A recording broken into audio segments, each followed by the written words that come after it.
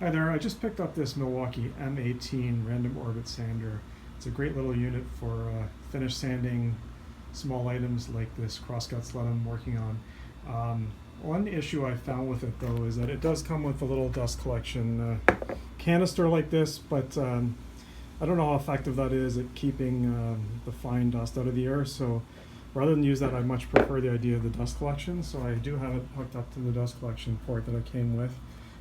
The only issue with this is that is an incredibly restrictive flow there, and by the time it comes out through the holes in the sanding pad, in fact I've tested it without the sandpaper to see if that was the issue, but no, it's the backer pad has really small holes and that's a very small connection, so it creates a lot of pressure on the vacuum system. And in my case, I just have a little rigid shop vac here hooked up to a cyclone that I made that is a reinforced with some cross members down here as well as a baffle in there, so it should be plenty strong. But when I hooked it up, there was so much pressure coming from that sander that it was buckling the entire bucket, and it caused my baffle to fall out of place and everything. Like, it was really distorting it. It was probably about to burst the entire bucket.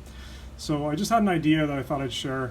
Is I went to my local store and pick up this 2.5-inch Y connection to put in line with my vacuum hose that goes up to the sander there to relieve the pressure. Now, of course, that's way too big an orifice and you lose all your pressure at the sander. So just duct tape fix here was I took one of these nitrile gloves I picked up from Costco.